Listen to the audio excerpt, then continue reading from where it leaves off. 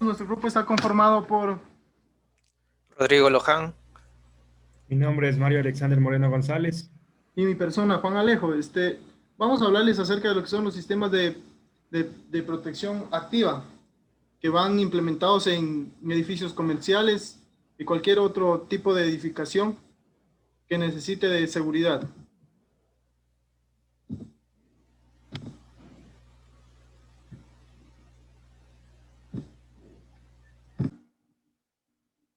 A continuación vamos a hablar de lo que son los circuitos cerrados de televisión. Un circuito cerrado de televisión encuentra todos sus componentes enlazados y se enfoca en un número limitado de, de espectadores. O sea, eso sirve esencialmente para, sea para vigilar un lugar de trabajo, para poder ver en tiempo real lo que está ocurriendo en determinado lugar. Se encuentra compuesto por una o más cámaras de vigilancia conectadas a uno o más monitores o televisores. La complejidad de un circuito cerrado de televisión varía de acuerdo al número de cámaras que se desea instalar. En esta lámina podemos observar lo que sería toda la implementación de un circuito cerrado de televisión, donde los componentes van a ser las cámaras que podemos ver en la parte inferior, que tenemos diferentes tipos de cámaras, el servidor de captura de almacenamiento y transmisión, que lo podemos ver aquí, que sería el grabador de video digital, el DVR, la red de comunicación que está aquí por medio de un ISP, un proveedor de internet, que va a ser por medio de un router, y el equipo receptor y de control, que podemos observar aquí que tanto sería desde un computador o también se lo podría monitorear desde un teléfono. Las cámaras. Este tipo de cámaras no varían de las empleadas tradicionalmente, a excepción que reducen su tamaño y potencia, dado que para poder tener una larga duración de grabación, necesariamente necesitamos conservar potencia. Las cámaras se pueden ubicar en interiores, escaleras, rellanos, sótanos y exteriores con fachada. Para poder precautelar o la seguridad o controlar el movimiento existente en cualquiera de estos lugares. La función de las cámaras sería captar las imágenes y transmitirlas al servidor de captura.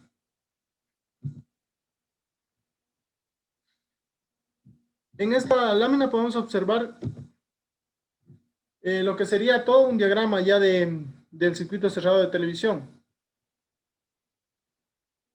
Vamos a hablar aquí de lo que sería el servidor de captura, almacenamiento y transmisión. Luego de que las imágenes son captadas por la cámara, estas son transmitidas como datos hacia un receptor que se encuentra ubicado donde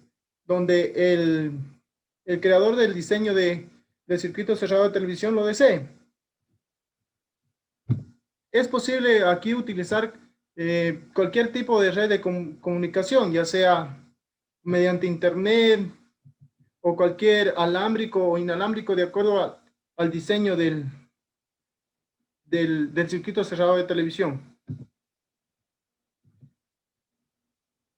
El equipo receptor y de control se compone de un ordenador personal y de un router o equipo de adaptación de red de comunicaciones que haya sido elegido.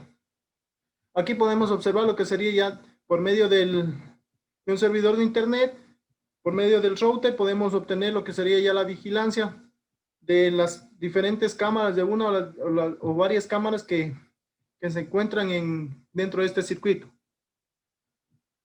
Aquí se puede observar en tiempo real lo que sucede en las instalaciones donde se encuentran estas cámaras. Ahora vamos a hablar de lo que son los formatos de video. En América se usa frecuencias de línea, el número de líneas de 525 líneas por cuadro. y 60 campos por segundo. Eso quiere decir que en la mayoría de países de América, ya sea norte o sur, la frecuencia que se tiene dentro de lo que sería la central eléctrica va a ser de 60 hercios, mientras que en Europa y países americanos como sería Argentina y Uruguay, esto varía a 50 hercios, donde se utiliza 625 líneas por cuadro a una frecuencia de 15.325 hercios. El ancho de banda de la señal de luminancia suele ser del orden de 5 MHz, pero esto va a depender del sistema que se emplea.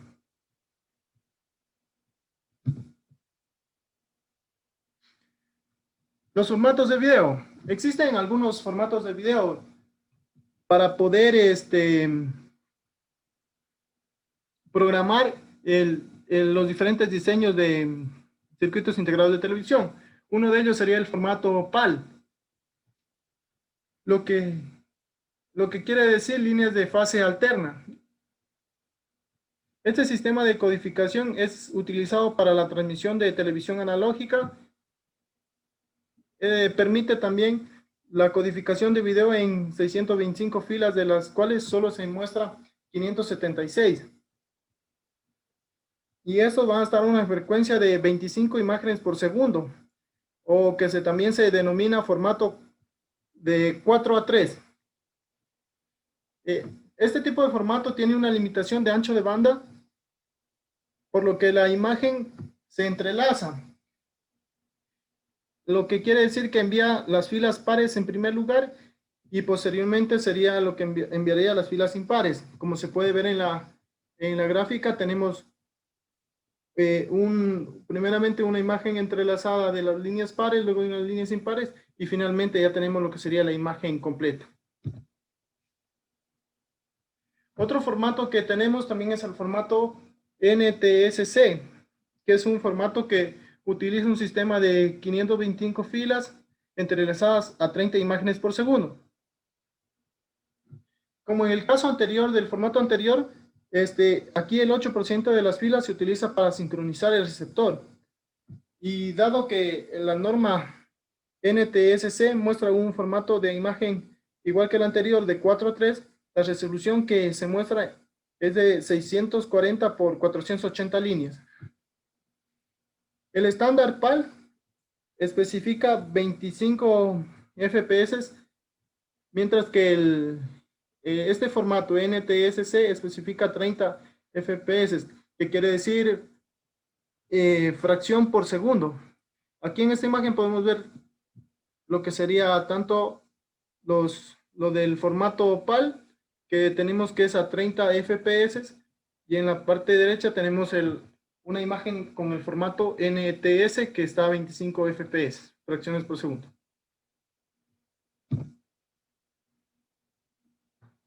Otro formato también que se lo puede utilizar sería lo de video digital, que consiste en mostrar una sucesión de imágenes digitales a una frecuencia determinada, especificando así el número de bits mostrados a transferir por unidad de tiempo. Entre los formatos usados para circuitos cerrados de televisión tenemos lo que sería el formato JPEG y el formato MPEG, que son los dos formatos utilizados para este tipo de circuitos.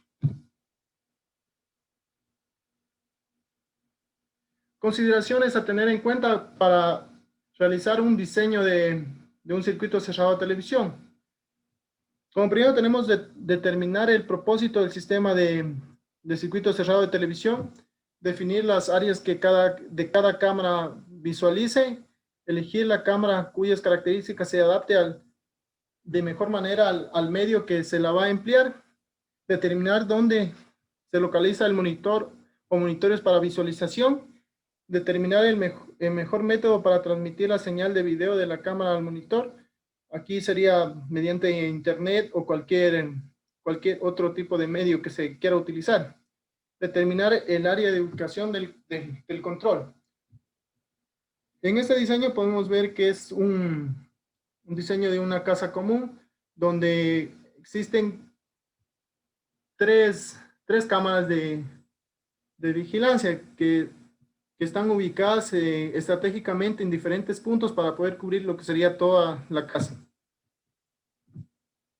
Características de las cámaras. Se tiene que tener en cuenta las condiciones climatológicas del lugar, la luz en el área, el lugar en el que se coloca, y las cámaras son el medio con el cual se captura las imágenes. Estas deben ser ubicadas de acuerdo al área que se requiera tomar. La calidad y características esenciales de cada cámara depende del lugar donde va a ser colocada. Aquí podemos ver dos tipos de cámaras, donde tenemos todas las especificaciones necesarias. La primera sería una cámara con lente movible, mientras que la segunda cámara sería una cámara de posición fija.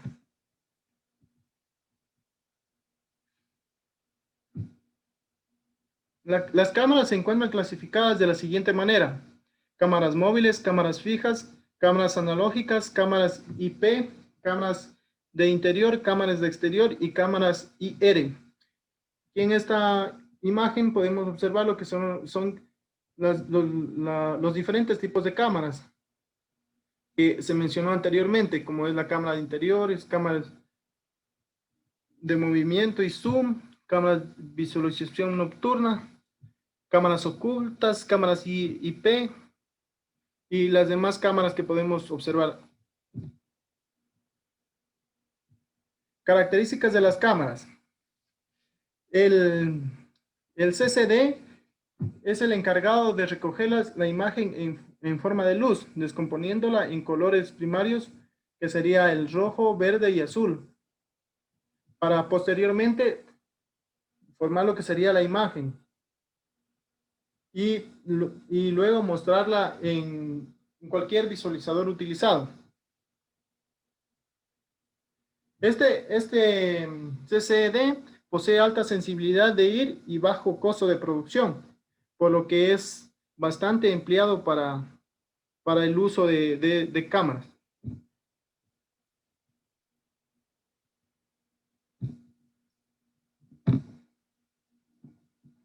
Una cámara está determinada por el tamaño del CCD, donde el CCD, por sus siglas en inglés, Charge Coupled Device, es uno de los dos tipos principales de sensores utilizados por las cámaras digitales. Ese trabaja que cuando se toma una foto, el sensor CCD recibe la luz que pasa a través del objeto de la cámara. En sí, este sensor convierte la luz en voltaje. Bueno, entonces el formato de una cámara va a estar definido de la siguiente manera. Va a ser la medida de la forma diagonal del elemento sensor. Y dependiendo de ese tamaño, se define el formato como se muestra en la siguiente figura. Por ejemplo, en el primer ejemplo tenemos que la forma diagonal mide 6.59 milímetros. Entonces vamos a tener un formato de 1 por 2.7 pulgadas. En el siguiente ejemplo tenemos la forma diagonal, mide 8.93 milímetros y su formato va a ser de 1 por 1.8 pulgadas. Y para el tercer ejemplo, como dijimos anteriormente, que se mide la forma diagonal del sensor, va a ser 11 milímetros y su formato de este tipo de cámara va a ser de 2 por 3 pulgadas.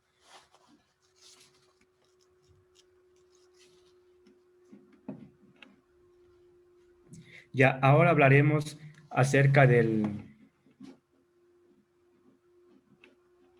para empezar. Ya, como otras características de las cámaras tenemos el lux rating. Por ejemplo, ¿qué es el lux rating? En sí, es una característica que determina la cantidad mínima de luz que la cámara requiere para producir una señal de video con buena calidad. Es decir, que a menor luz, menor iluminación requerida. Esta medida de lux rating viene dada por lúmenes en las características de la cámara. Y también hablaremos ahora de la resolución. Bueno, la resolución habla acerca de la calidad de que tiene una imagen. Por ejemplo, en función de las líneas de televisión.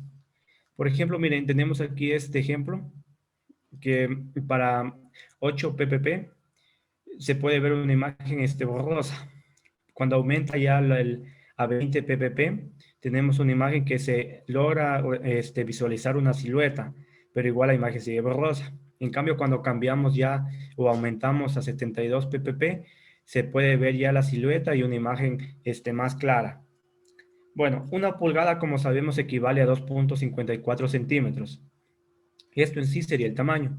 Entonces la resolución serían los puntos por pulgadas ppp. Al aumentar los puntos por pulgada, vamos a tener una mejor calidad de imagen y una mejor resolución. Ya, ahora tenemos algunas cámaras, ya vienen con ese sensor de CCD incluido, el cual usan ese sensor CCD de imagen para realizar un control automático del iris interno y poder cambiar la resolución o la calidad de una imagen. Ya, ahora hablamos acerca de los lentes. Bueno, en los lentes vamos a tener lentes fijos y lentes variables o lentes variados. Bueno, los lentes requieren de la distancia del objeto a que se está dirigiendo, así como el alto y el ancho de la toma que se requiere captar. Por eso que se debe buscar el lente apropiado, tanto para lente fijo y lente variable. Tenemos algunas características de los lentes, el cual va a tener la longitud focal, el foco o enfoque, perdón, y el iris. Y también vamos a tener el formato de lentes. Entonces, cuando tenemos una distancia focal, por ejemplo, de 8 milímetros, también conocido como ojo de pez, nosotros en esta imagen podemos observar que la cámara en sí va a tener un ángulo de visión de 180 grados. Va a tener mayor ángulo de visión, es decir, que va a poder captar una captura de imagen más amplia. Pero en sí la distancia que puede llegar dicho lente se ve limitado. En cambio, cuando tenemos, por ejemplo, angulares de 8 que van desde los 8 a 25 milímetros, ya empieza a bajar en cambio el ángulo de visión. Tenemos de 110 a 60 grados y podemos observar que bajó el ángulo de visión, pero aumentó la distancia de enfoque. Tenemos también el normal o estándar, que es de 25 a 65 milímetros, el cual va desde los 60 a 25 grados. Igualmente, miren, este es utilizado para retratos y como podemos observar, tiene menor ángulo de visión, pero ya tiene mayor longitud de captura. También tenemos teleobjetos que van desde los 65, la distancia focal va desde los 65 a 160 milímetros. Igualmente baja su ángulo de visión de 25 a 10 grados, pero como podemos observar tiene una extensa cobertura, es decir, que puede captar objetos que estén a mayores distancias. Por ejemplo, aquí es utilizado en fauna, deportes y también en retratos. Y tenemos los super teleobjetivos. Bueno, estos super teleobjetivos tienen una distancia focal de 160 a 600 milímetros y su ángulo de visión baja notablemente. Por ejemplo, tenemos de 10 a 2 grados. Y podemos observar esto igual que son utilizados para fauna, deportes y en algunas ocasiones también para observar la luna o las estrellas. Ya, aquí tenemos otro ejemplo. Por ejemplo, cómo al variar la distancia focal podemos obtener mayores distancias de enfoque. Por ejemplo, tenemos el lente de 4 milímetros, pequeño enfoque o una pequeña cobertura.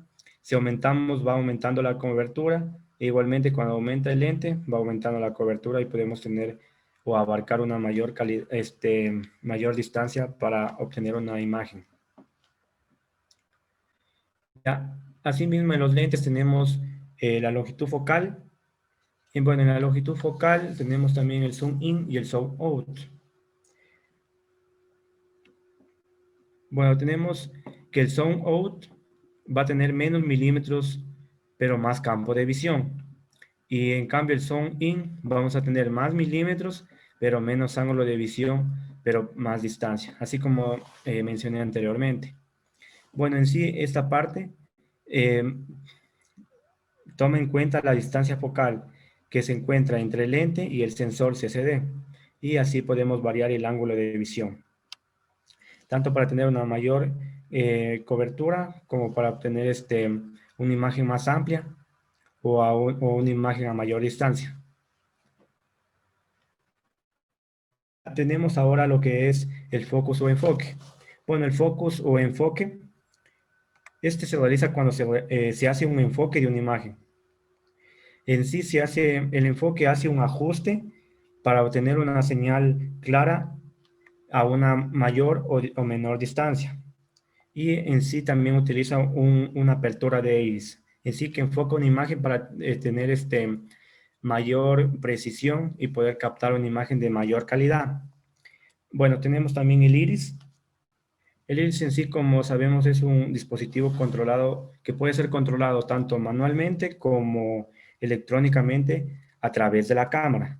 Este iris viene incorporado a la cámara y también es controlado directamente por el lente. También conocido como auto iris de video. Y este auto iris de video controla la cantidad de luz que entra al centro del sensor CCD. En este tipo de iris, que son para los videos, cuando la iluminación cambia abruptamente, este sensor o este iris solamente deja pasar una cierta cantidad de luz y no compromete la calidad de la imagen, para no comprometer la calidad de la imagen, es decir, para que no salga ni borrosa ni se distorsione. Ya algunos de los formatos de lentes que tenemos, como igualmente dije, tenemos los lentes fijos y los lentes varifocales o variables. Bueno, como conocimos que el formato se da por la forma diagonal del lente, del sensor CCD, tenemos que para un formato de 1 por 3 pulgadas, la longitud del foco inicial va a ser de 6.5 milímetros a 6 milímetros y la longitud del foco final va a ser desde 39 milímetros a 60 milímetros, dándonos un radio de zoom de 6 por X y aumentado a 10. Puede ser también un formato de 1 por 2 pulgadas. Tenemos la longitud del foco inicial de 8 milímetros. Bueno, este va a ser una longitud de foco fijo. Tenemos que la longitud del foco final va a ser de 48 milímetros a 80 milímetros y un, un radio de zoom de hasta aumentado 6 veces y aumentado 10 veces. Tenemos el formato 2 por 3 pulgadas. La longitud del foco inicial es desde 11.5 milímetros, 10 milímetros y 9.5 milímetros. Este en sí es un lente varifocal. Tenemos la longitud del foco final, en cambio va a ser hasta 69 milímetros, puede llegar a 100 milímetros y 152 milímetros, dándonos un zoom de radio hasta de 6, de 10 y de 16. Y cuando tenemos un formato de 1 pulgada, tenemos un lente fijo de 16 milímetros. La longitud final del foco va a abarcar 160 milímetros y nos da un radio aumentado hasta 10. Y aquí podemos observar esta tablita que nos da la determinación del zoom.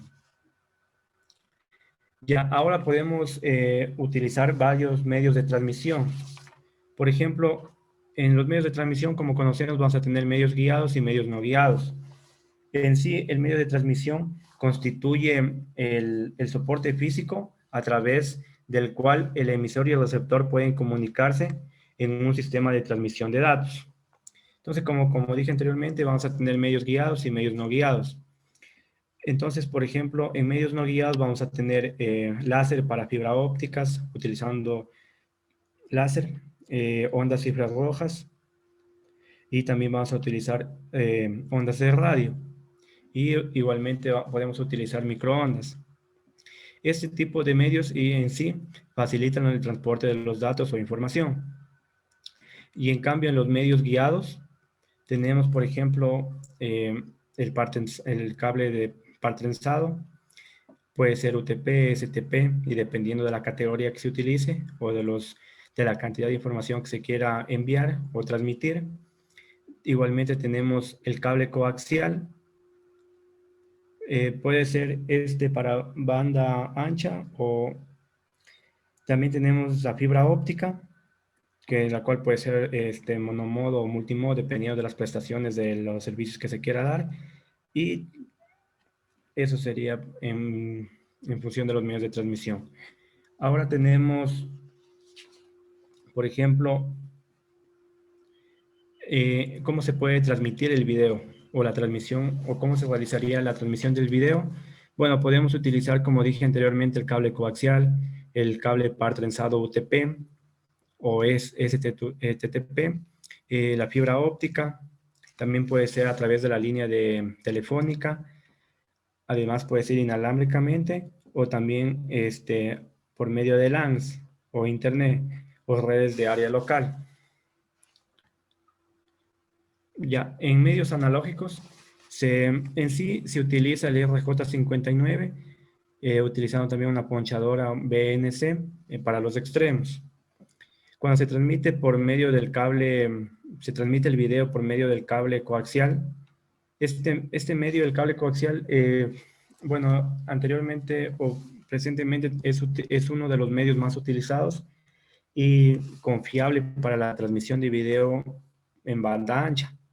Este tipo de cable coaxial tiene un mejor blindaje que el par trenzado. Es utilizado para tramos más largos a velocidades mayores. Aquí en la imagen podemos observar cómo está constituido este tipo de cable. Bueno, en sí tiene una cubierta exterior o chaqueta, el cual lo puede proteger de inclemencias del clima. También tenemos un blindaje trenzado, el cual podemos observar aquí puede ser aluminio, el cual también sirve como una capa de protección para el cable. Tenemos además un blindaje, tenemos un dieléctrico y tenemos como central el conductor central, que en sí sería ya el cable. Tenemos aquí una imagen donde podemos observar la distancia versus la numeración del cable. Por ejemplo, tenemos el RG59, que puede ir desde los 500 a los 1000 metros. El RJ6, que ya abarcaría un poco más, que iría desde los 1000 a los 1500. Y el RJ11, que ya iría desde los 1500 hasta los 2000 y superior. Ya, para la transmisión a través del cable de par trenzado, se puede utilizar una red ya existente y solo conectarse en los nodos disponibles. Igualmente, como dije anteriormente, se lo utiliza o se lo requiere entre largas distancias, pero para trabajar con este tipo de cable y hacer uso de redes ya existentes, se necesita un acoplador de impedancia. Como lo podemos observar aquí, tenemos un acoplador de impedancia. Ya, el cable de par trenzado. El cable de par trenzado, podemos utilizar cable UTP de categoría 3, cable UTP de categoría 5 o 6, cable UTP categoría 6 y 7. Esto para el CSTV o circuito cerrado de televisión. Podemos hacer uso de este tipo de cables de par trenzado. Algunas de las velocidades las podemos representar en esta tabla. Por ejemplo, categoría 1, cable UTP para voz, velocidades hasta 16 kbps. Categoría 2, cable UTP para datos, velocidad de 4 megabps. Categoría 3 tiene cable UTP o STP para datos, velocidad de 10 megabps. Y categoría 4 puede ser el cable UTP o STP, igualmente para datos, pero ya abarca una velocidad de 16 megabps. Categoría 5 tenemos el cable UTP o STP para datos, velocidad de hasta 100 megabps. Ya aquí empezamos a hablar acerca de la categoría 5E, cable UTP o STP para datos con una velocidad de 200 megabps, una velocidad ya aproximadamente alta. Y tenemos ya categoría 6 y categoría 7, que sería para prestaciones que se necesite transmitir grandes cantidades de datos. Bueno, aquí podemos utilizar igualmente el UTP o el STP para datos. Velocidades alcanzadas que tiene hasta 1 Gbps, y para 7 ya tenemos el UTP o STP que abarcaría hasta una velocidad de 10 Gbps o hasta 10 gigabps. Igualmente tenemos aquí el UTP, como conocemos, 4 pares de hilos trenzados. Se los trenza para reducir la atenuación y la diafonía de cables que pueden estar cerca de ellos. Ya, también tenemos los medios analámbricos. Bueno, en medios analámbricos se utilizan las bandas, las cuales pueden cubrir aproximadamente desde los 55 a 550 megahercios. Tiene un alcance máximo hasta un centenar de kilómetros. Tiene un bitrate o una velocidad permitible del orden de los 9.6 kbps, son 9600 bps. Puede ser utilizado para cámaras muy lejanas con antenas dedicadas para su transmisión. Ese tipo de cámaras viene con una antenita, la cual le permite comunicarse a largas distancias o enviar la información a largas distancias.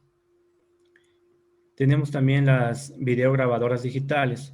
Bueno, en un circuito CCTV vamos a tomar en cuenta el número de cámaras del sistema, la capacidad de integración con otros sistemas, como puede ser alarmas, sensores, sensores para puertas automáticas. También tenemos que tomar en cuenta el número de monitores, las funciones de monitorización en vivo, o sistemas que en tiempo real, capacidad de comunicaciones de distintos protocolos y redes, y las cámaras que pueden ser estacionarias o móviles. Dentro de las videograbadoras digitales, tenemos una autonomía de tiempo que pueden grabar hasta 1000 días. A este tipo de videograbadoras digitales tiene una tecnología de compresión de video. También tiene la capacidad para grabar eventos de alarma por movimiento. Y además, tiene la acción de dispositivos mecánicos conectados a las entradas de alarma, es decir, para que se comuniquen automáticamente. Y también vamos a tener el control de domos. Por ejemplo, en la imagen podemos observar cómo se encontraría visualizando en tiempo real la vigilancia. Podemos observar aquí un equipo que nos permite el almacenamiento. Aquí tenemos un disco duro donde podemos hacer nosotros, este disco duro tiene que ser de una alta capacidad para poder almacenar toda la cantidad de video que se genere. También tenemos los domos, como podemos observar esta camarita, que sería una cámara que no sería estática, sino que podría girar o tener variar su ángulo de grabación.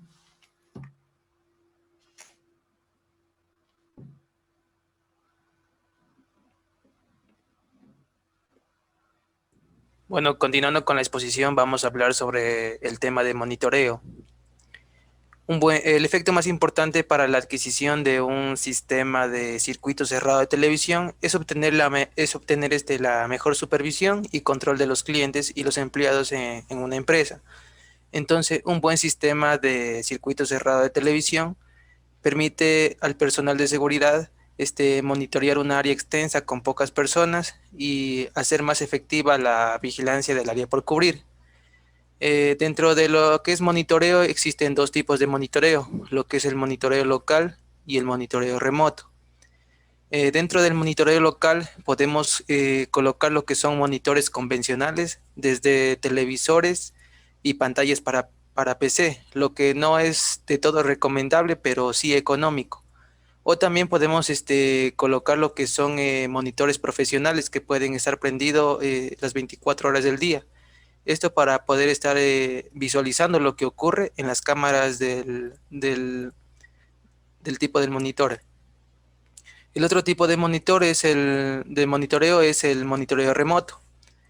Una vez que nuestro grabador sea posible configurarlo con lo que es la salida al internet, podemos tener una página en la cual podemos visualizar las cámaras, y gracias a que el internet está al alcance en cualquier parte del mundo, tener así nosotros acceso en donde quiera que estemos.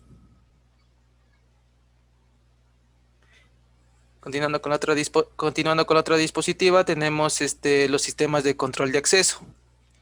Los sistemas de control de acceso, tanto en agencias como en bóvedas, cualquiera sea la actividad que realizan, es un elemento importante en un moderno sistema de seguridad.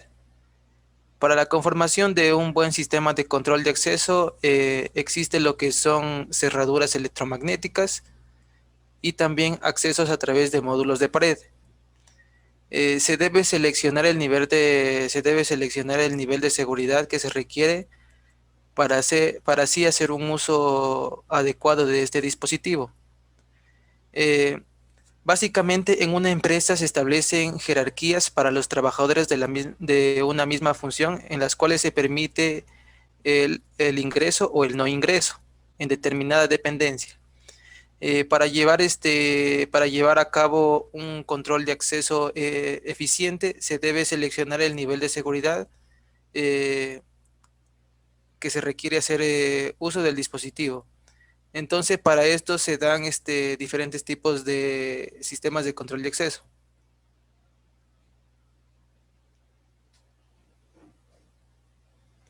El NIMP, o también denominado número de identificación personal, es el sistema de control de acceso más básico, que se basa en asignar un código numérico a las personas que tienen acceso a áreas restringidas.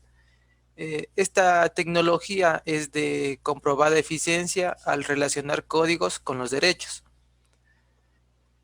Sin embargo, su nivel de seguridad es bajo, ya que esto es debido a que cualquier persona que tenga conocimiento del código podrá tener acceso al área restringida. El siguiente es lo que es la proximidad. La proximidad. A este nivel de acceso también se lo conoce como sistema de no contacto, el cual se basa en transmisores, también tarjetas o tags y receptores que actúan de forma inalámbrica para el intercambio de datos. La tecnología de proximidad está comprobada como una de las más eficientes y es aplicada tanto para acceso de personas como de vehículos. El siguiente sistema es el sistema biométrico. Los sistemas biométricos son los de mayor nivel de seguridad, pues se basan en identificadores únicos del individuo para permitir el acceso. Existen sistemas de conocimiento facial, sistemas de reconocimiento de iris, de huella digital, entre otros. Este último es una tecnología más probada y por ende la de menor costo. Los sistemas de central de alarma.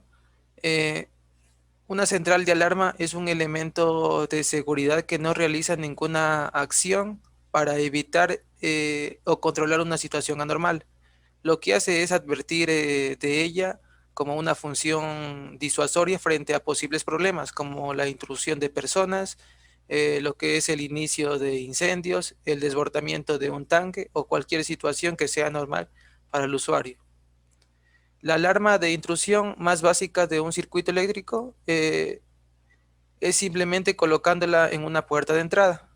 Los sistemas de alarma de intrusión modernos poseen una caja de control, la cual se conecta con uno o más circuitos de alarma, pero también cuenta con su propia fuente de poder. En la mayoría de casos, estas son alimentadas por dispositivos llamados UPS. Monitorear los circuitos y activar la alarma cuando estos son cerrados. Esto es lo que hace un sistema central de alarma. Pero una vez que la alarma es activada, la caja de control no la desactivará hasta que alguien introduzca el código de seguridad mediante el teclado.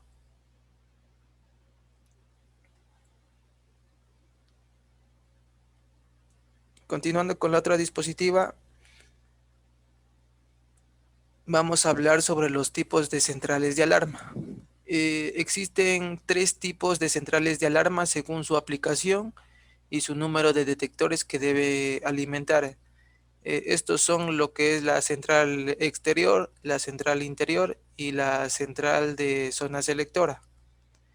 La central exterior, las centrales exteriores son las más simples y sencillas, por así decirlo, y van colocadas en el exterior de los lugares a vigilar.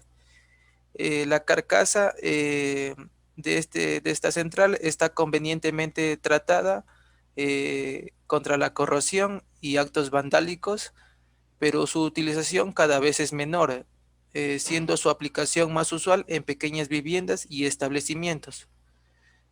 Su utilización, como dije, es cada vez menor, ya que no da más posibilidades que las de exteriorizar por medios acústicos y ópticos.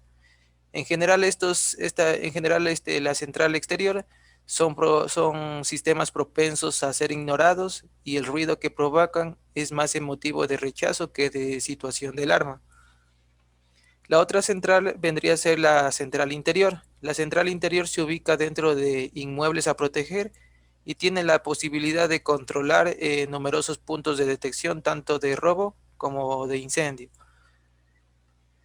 Existe un circuito de retardo al que van conectados aquellos sensores colocados en lugares de acceso con el fin de que dé tiempo de desactivar las alarmas antes de que suenen.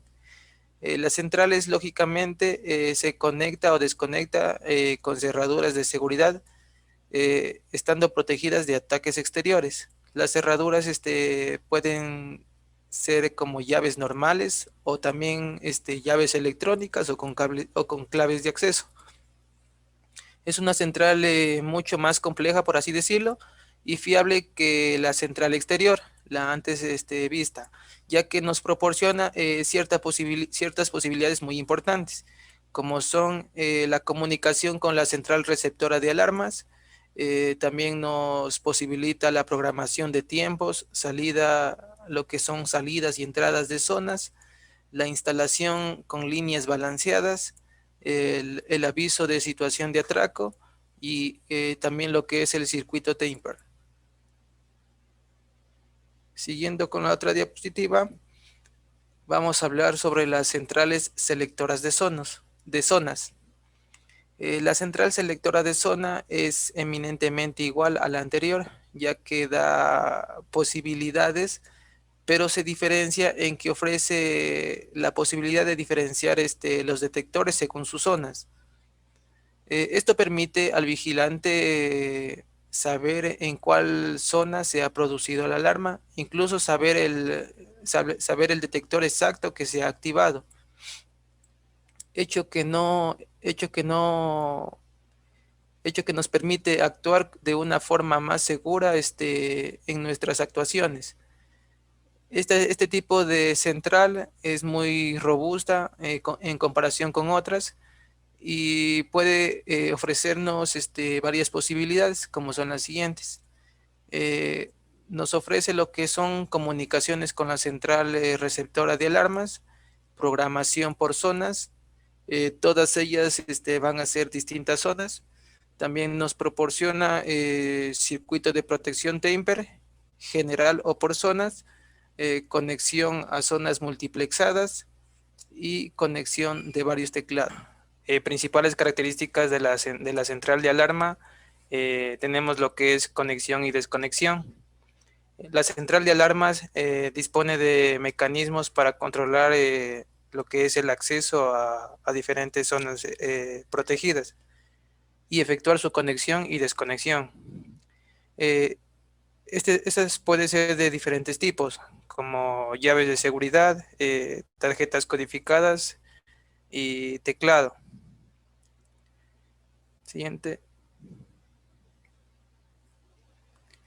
Ahora vamos a hablar sobre los circuitos de detección. Eh, el circuito retardado. En este circuito se conectarán los detectores que detecten al usuario del sistema al conectar la alarma y salir del inmueble, o bien para entrar y desconectar sin que en ninguno de los dos casos se dispare la alarma. Este circuito solo va a funcionar con el sistema conectado. El otro circuito es el circuito instantáneo. Aquí se conectarán todos los detectores que no sean activados por el usuario al poner en marcha o desconectar lo que es el sistema. Entonces, en el momento en el que detector o detectores conectados a este circuito detecten alguna anomalía, el sistema se accionará inmediatamente activando los sistemas de aviso instalados. Este circuito también va a funcionar solo cuando el sistema esté conectado. Siguiendo, vamos a hablar de lo que es el circuito Tamper. Este circuito tiene la finalidad de garantizar que no se produzca lo que son sabotajes o manipulación alguna de lo que es el sistema durante la desconexión del mismo, como por ejemplo sería arrancar una sirena o abrir un volumétrico, entre otras. Esto lo que va a hacer va a ser disparar la alarma cuando esto ocurra. Por lo tanto, este circuito está en permanente vigilancia, aunque la alarma esté desactivada. Dentro de este tenemos lo que son la zona cableada. La zona cableada es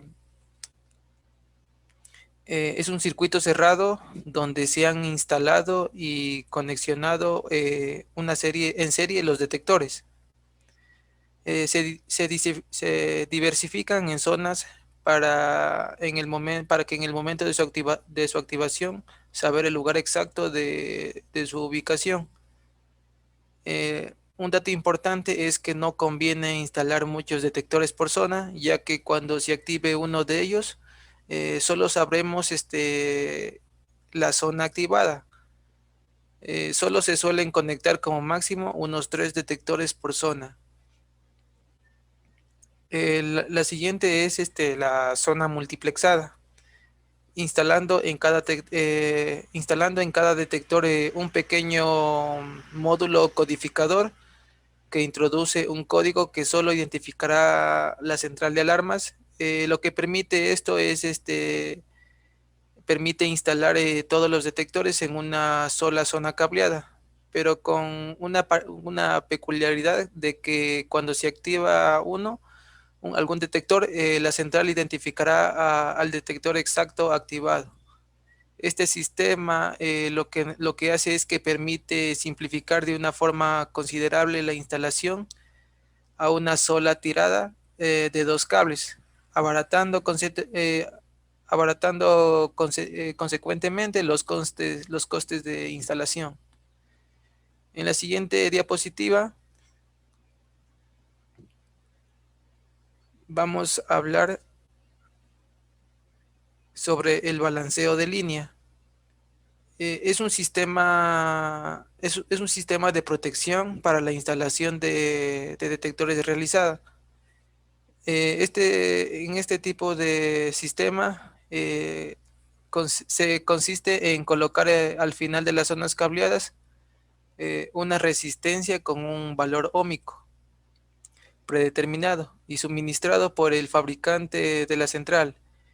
Esto va en serie con lo que son los detectores, cerrando así el circuito. Entonces, en el momento en que por causas de manipulación externa se modifique lo que es el valor óhmico de la instalación, se va a producir un cortocircuito en el cableado o en los detectores. Entonces, lo que hace es que la central detecta la modificación del mismo y hace activar la central. Este tipo de sistema también es considerado prácticamente insaboteable, ya que un posible intruso no puede saber el valor de la resistencia para intentar cortar la tirada de los detectores y colocando otra igual del mismo valor. Y aunque así lo supiera en el momento del cambio, como tendría que cortar por breves momentos de la línea, aunque fuera por décima de segundos, la alarma se activaría. Entonces, también se intentaría colocar otra resistencia en paralela, se modificaría el valor general de la línea, con lo que igualmente se activaría lo que es la alarma a la central. Continuando, vamos a hablar sobre lo que es la programación por tiempos. La programación por tiempos nos permite programar lo que son los tiempos de activación de las zonas. Pueden programarse zonas de activación instantánea en las que por necesidad de paso del usuario para entrar o para desactivar o activar la alarma, le sea necesario un tiempo determinado. Este tiempo puede variar desde varios segundos o varios minutos, dependiendo de las características de instalación de alarma. La siguiente característica es el aviso de situación de atraco y desconexión por coacción. En instalaciones con riesgo de atraco, suelen instalarse centrales que no solo posibilitan la activación manual de atraco, que dan aviso a las centrales receptoras de alarmas al instante, sino que también prevén situaciones intermedias como lo que son el preaviso de alarma. El preaviso de alarma va a consistir en la activación de un código de prealarma por causas que pueden ser la de presencia de individuos sospechosos o que estén en situaciones sospechosas. Los avisos o preavisos de alarma solo se producen en la central receptora de alarmas, ya que suelen activar sirenas y también también pueden poner en serio peligro lo que es la integridad física de los usuarios. Igualmente lo que hace es que nos permite la posibilidad de desactivar la prealarma con un código paralelo de desactivación. Este código va a ser diferente al código normal. Entonces, lo que indica la central receptora es la existencia de un atraco. Consecuentemente, se va a realizar lo que es la protección del posible usuario. A este último concepto se lo llama la desconexión por coacción. La siguiente característica es la conexión con central receptora de alarmas. Por medio de por la anterior diapositiva, de este circuito electrónico, se va a marcar automáticamente el número del teléfono que tenga programado y lo va a comunicarlo con lo que son la central receptora de alarmas para así poner a salvo la integridad del individuo. La conexión que efectúe la central puede variar desde lo que son una comunicación de existencia de alarma a otras como de situación de atraco. Los sistemas de comunicación, los sistemas comunican cualquier incidencia a la central receptora de alarmas y estas activan y desactivan las zonas y también lo que son los detectores. Igualmente se puede utilizar lo que es la conexión telefónica desde la central receptora al sistema en concreto para realizar cualquier tipo de variación deseada. En la programación de la central de alarmas o para también pedirle datos como el estado actual, incidencias producidas, entre otras. Gracias a estas características, este sistema también es llamado un sistema bidireccional.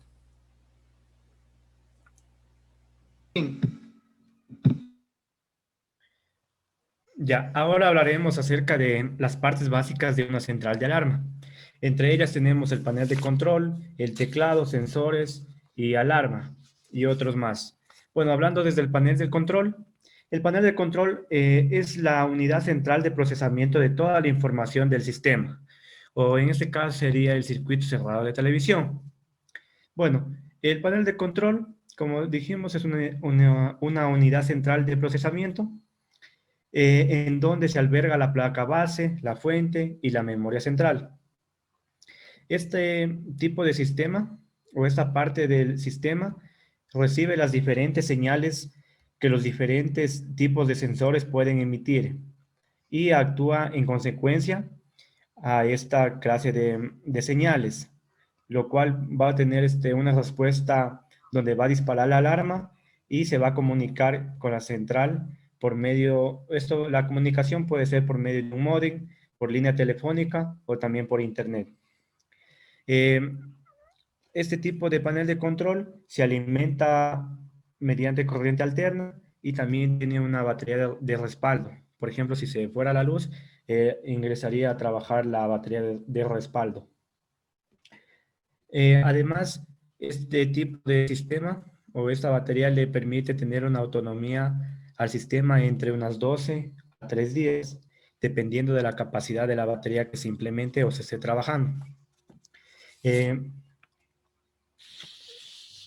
Este tipo de, bueno, el panel de control en la instalación viene a ser el cerebro de la vigilancia, ya que recibe constantemente información de todos los circuitos detectores.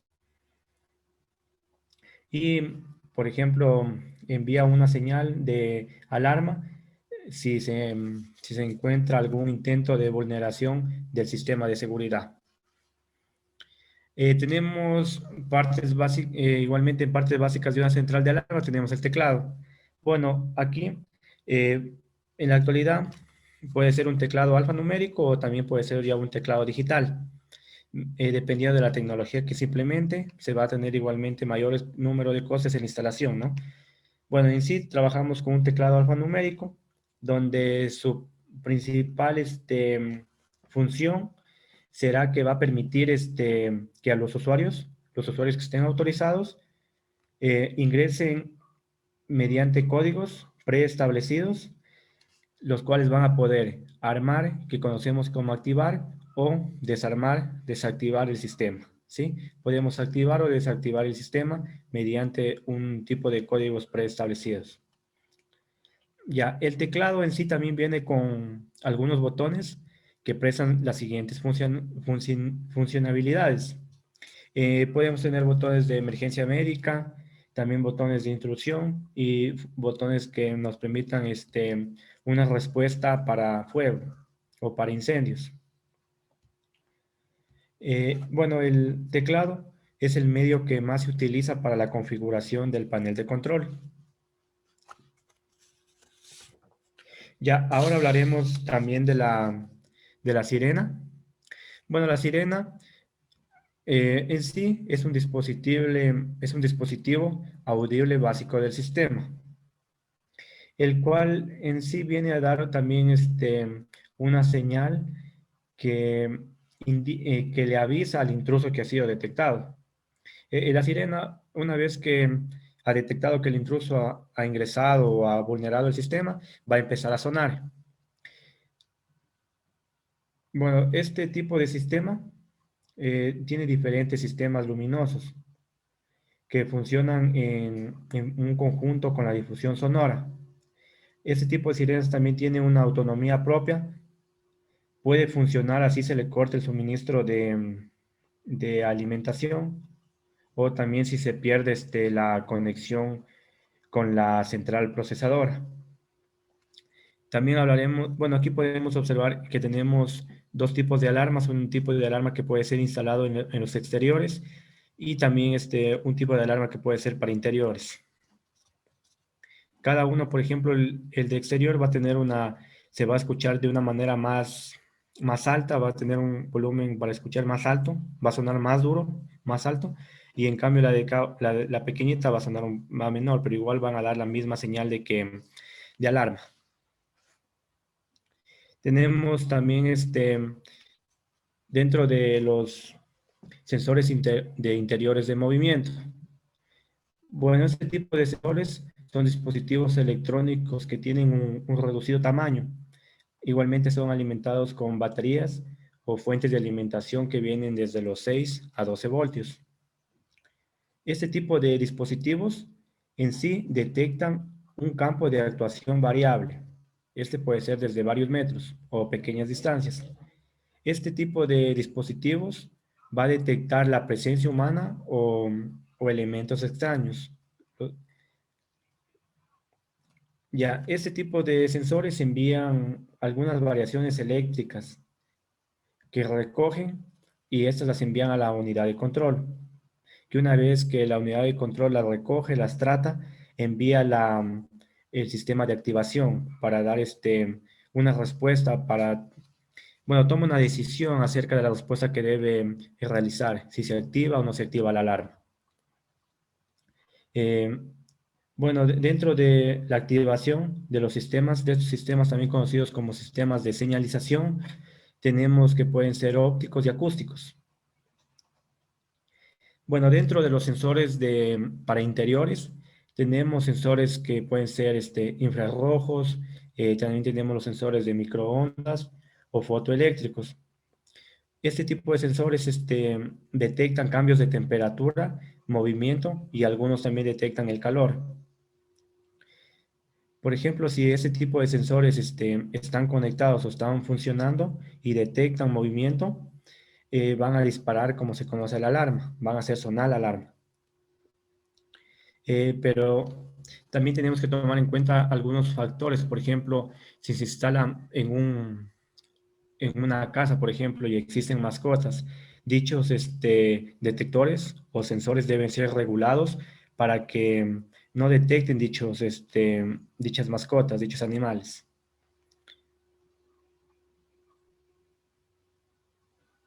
Bueno, aquí tenemos igualmente dos imágenes. El primero, un sensor pequeño que puede ser colocado en las instalaciones. Y aquí también tenemos un infrarrojo, un sensor pequeño igualmente que es colocado en las instalaciones residenciales. También conocido como un sensor de movimiento.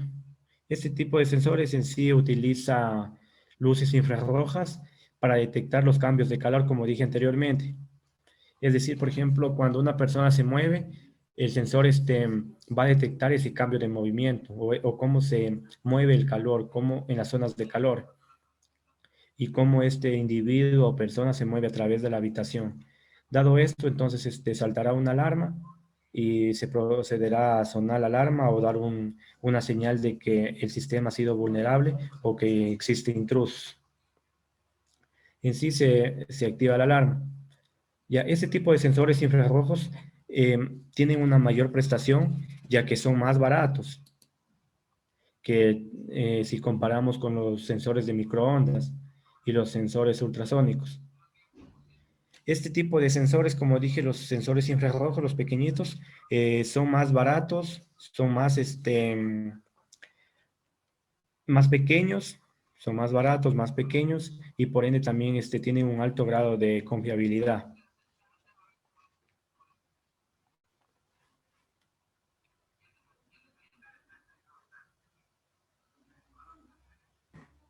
Bueno, hablando de otro tipo de sensores, tenemos lo que son los sensores magnéticos. El sensor magnético no es más que un sensor de proximidad magnética que detectan los objetos magnéticos que utilizan para accionar el proceso de la conmutación. El sensor magnético que podemos ver en la imagen sería un sensor magnético de una puerta, donde se puede ver, sería dos imanes de diámetro pequeño que se usa para el proceso de la conmutación que puede que puede accionarse ya sea sin la exposición directa de un objeto. Son sensores que forman un circuito cerrado mediante un imán y un contacto de relé muy sensible a campos magnéticos muy pequeños. O sea, eso quiere decir que si, como anteriormente les hablé, son sensores de puerta, si un individuo quiere entrar a esa puerta, no necesariamente tiene que tener algún material magnético expuesto a la esta, sino simplemente que tenga algo de hierro, la puerta cambiaría de estar cerrada a abierta, cambiaría de estado. En la siguiente lámina podemos ver,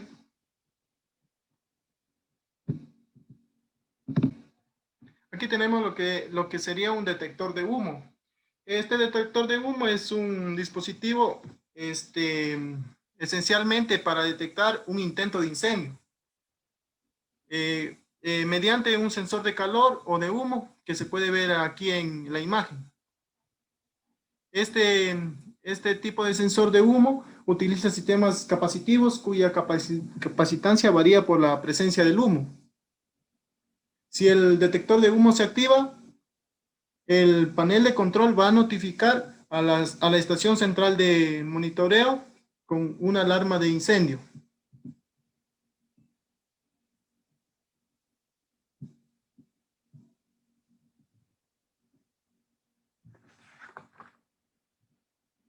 Y por último tenemos lo que sería el botón de pánico.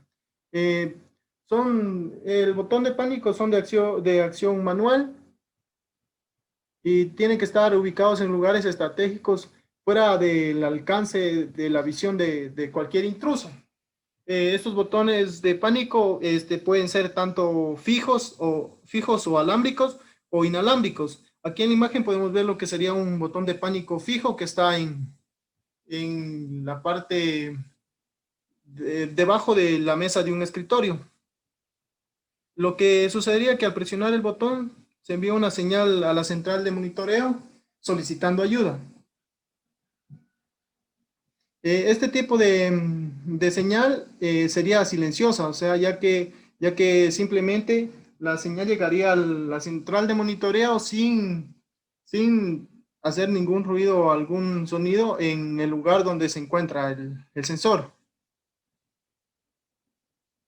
Y también estos de aquí pueden ser, como anteriormente les decía, también existen sensores inalámbricos que pueden implementarse lo que sería en una llave de cualquier carro o vehículo. Bueno, y eso sería todo de nuestra parte. Muchas gracias.